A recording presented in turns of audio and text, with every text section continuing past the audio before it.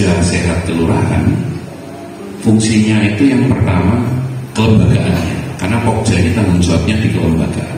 Oke, kalau jadi Bupati ya, artinya tugasnya Pokja itu yang pertama penataan kelembagaannya, struktur organisasinya, tugasnya dan sebagainya. Nah, dalam konteks Pokja Sehat di Kelurahan, fungsi panjenengan ini sebagai inisiator.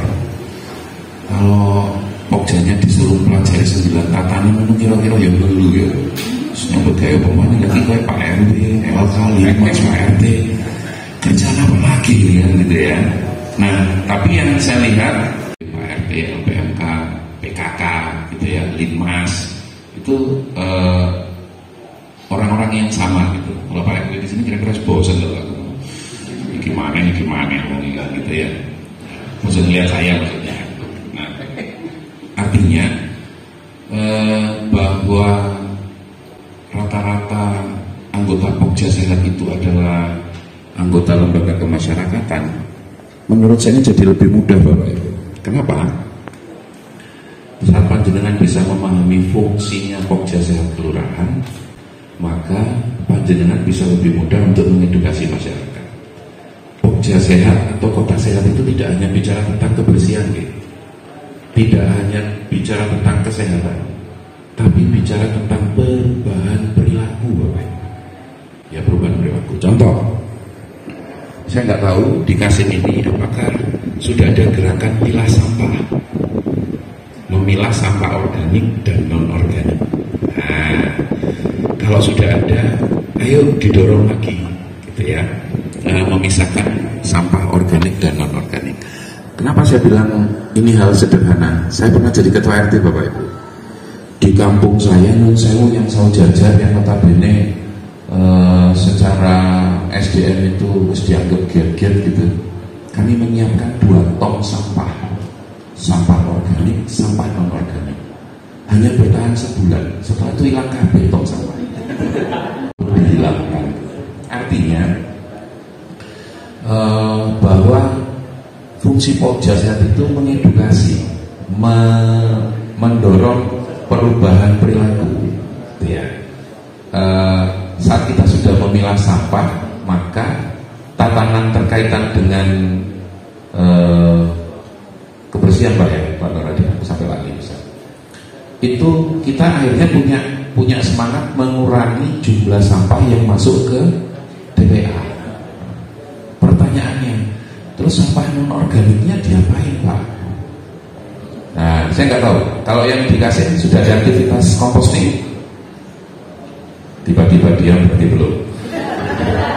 Mau air, nggak apa-apa. Ada ya, ada. Kalau ada cuma Bu Narsito, yang lain dia berarti cuma di tempatnya Bu Narsito gitu ya. Oh, kader lingkungan. Oke, di sini ada kader lingkungan Pokja Sehat? Ada. Nah, oke. Berarti benar ya sampaikan ya, panjenengan ini Pokja Sehat tapi juga masuk di beberapa lembaga. Nah, sehingga saya berharap hari ini peningkatan kapasitas Pokja Sehat itu bukan hanya bicara tahu tugasnya apa, tapi juga tahu apa yang harus dilakukan. Kita tidak usah mikir yang daging-daging Bapak Ibu. Kita mulai dari hal yang sederhana. Ya, saya selalu mencontohkan itu memilah sampah. Karena memilah sampah itu ternyata kalau nggak dibiasakan, orang iso memilah sampah. Terus kalau saya nggak tahu juga apakah di sini bank sampahnya jalan apa enggak? Jalan ya. Nah, alhamdulillah kalau jalan. Saya membandingkan lagi di tempat saya Bapak Ibu. Di RW kami itu sampai dipaksa untuk mengumpulkan sampah plastik. Bank sampahnya sampai dipaksa. Di Kongkon Prageruk dipaksa dia mangga nggak gelap.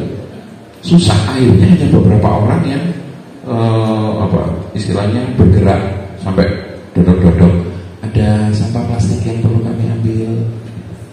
Ya, ini PR terbesar kita, merubah perilaku, merubah mindset. Sehingga saya berharap Pokja Sehat Kelurahan Kasih mengambil peran di situ. Ambil sederhana. Kemudian saya nggak tahu nih, kalau di Kasih apa semua sudah punya MCK? Nah, tiba-tiba dia berarti nggak tahu. Nah, kalau yang belum punya BIN MCK, apa sudah ada MCK umum atau sambungan untuk IPAL? Ada. Nah, sudah semua kan? Belum. Artinya, nah ini saya pakai dulu ini. Saat musrembang itu jadi usulan, Pak. Nah itu maksud saya. Jadi semua terkonek, Bapak Ibu. Sehingga kita melihat melihat permasalahannya secara utuh. Kalau secara kelembagaan Pokja Sehat itu tanda kutip kalau di musrembang itu tidak ada porsinya untuk memberikan usulan. Tapi seluruh aktivitas Pokja Sehat itu ya ada kegiatan yang terkait dengan kemasyarakatan. Gitu. Bapak Ibu, kebetulan di beberapa kelurahan sekarang sedang dikuatkan ekoenzim. Nah, ada yang pirsa ekoenzim? Ya, mengolah sampah organik. Saya ngomongnya sampah organik menjadi cairan ekoenzim. Modalnya sedikit karena campurannya adalah air biasa, air PDAM yang sudah direndam 24 jam, gula Jawa sampai gula merah sama sampah organik dengan proporsi. Kebetulan di Klojen ini tokoh-tokoh penggiat ekoenzimnya ada. Ibu juga ya. Nah, dikasih berarti sudah ada. Dua tadi terkait dengan MCK, dengan rumah sehat. Ayo dimitigasi.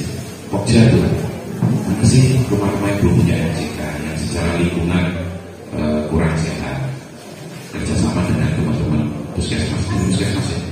3 orang di puskesmas, sampai 3 orang udah datang dari Bali. Ya. Fasilitator menghubungkan titik 1 ke titik 2. Tapi jangan harus paham dulu fungsi Pokjanya. Nanti bisa dijelaskan sama Pak Samsul dan Pak Nurhadi. Nah ini konteksnya, sehingga kalau hari ini panjenengan peningkatan kapasitas, menurut saya bicara tentang apa yang kita tidak tahu menjadi tahu, apa yang kita sudah tahu bagaimana cara melakukannya. Sehingga harapan saya, kalau tadi Bu Latif bilang kami sudah didorong oleh kelurahan, terima kasih Pak Lurah, Mas Dede sudah mendorong dan mendukung kegiatan Pokja Sehat. Ayo naik level lagi Bu. Kita ini di Klojen dulu Pak Ibu. Kecamatan kota, kelurahan kota, gitu ya. Boleh sebarang kalian ngomong, maka seharusnya SDM kita lebih baik secara kesehatan, edukasi tentang kebersihan, edukasi tentang lingkungan, terus lebih baik dari yang lain.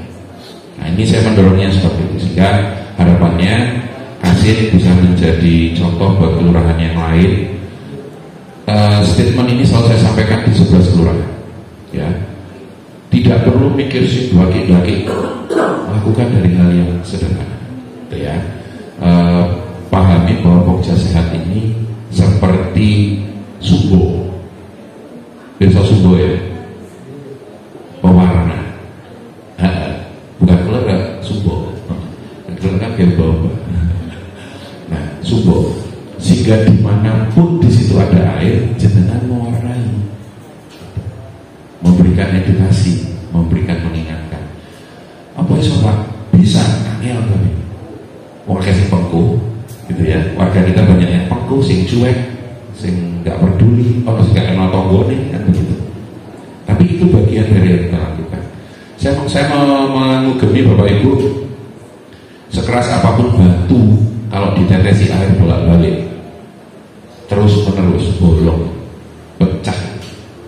Ya. Nah ini fungsi kita. Artinya harapannya bahwa Kota Malang sebagai kota sehat itu bukan hanya mengejar awardingnya, penghargaannya, tapi sejak awal memang itu sudah menjadi bagian perilaku, kebiasaan. Sehingga penghargaan itu bonus, itu adalah bonus atas usaha dan proses yang sudah kita lakukan. Kebetulan di Kecamatan Klojen ini hampir menuju 1 tahun, kalau ada awarding itu saya tidak sepiro doyan Bapak Ibu. Kenapa?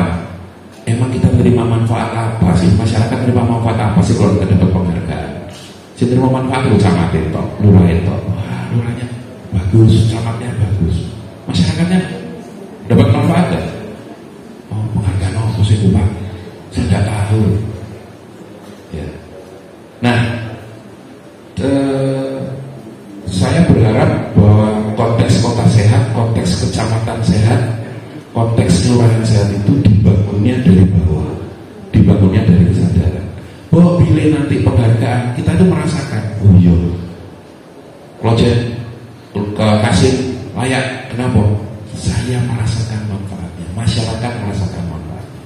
Ya, sehingga jangan jadi acara yang atau kegiatan yang hanya sekedar gugur kewajiban, pokok melo, pokok foto, pokok berpartisipasi, tapi tidak menjadi habit pola perilaku. Itu Bapak Ibu, sehingga saya mendorong, saya mendukung semua aktivitas yang dilakukan saat ini juga memang secara jadwal Kota Malang sedang mempersiapkan diri untuk penilaian kota sehat tingkat nasional, betul ya Pak Samsul? Nah, kebetulan Kecamatan Klojen jadi lokus, Kelurahan Prambanan Selatan jadi lokus. Penetapan ini saya Bapak Ibu yang menetapkan sebelum jadi camat. Makanya kalau udah menekan ini, kita tetap Klojen, malah punya Klojen gitu ya. Ya, karena memang potensinya di situ, potensinya sudah ada. Nah, sehingga mari kita dukung juga, kasih bagian dari Kecamatan Klojen, berharap bisa menginisiasi. Balik lagi poinnya Bapak Ibu, penghargaan itu biarlah jadi bonus atas apa yang sudah kita lakukan. Ini jadi semangat untuk kita semua, Pak Lurah, SDD, Lurah juga bisa sinergi dan kolaborasi. Saya lagi harapannya kelembagaan yang ada di Kelurahan Kasin betul-betul bisa dirasakan keberadaannya dan memberikan dampak serta manfaat kepada masyarakat. Mungkin itu beberapa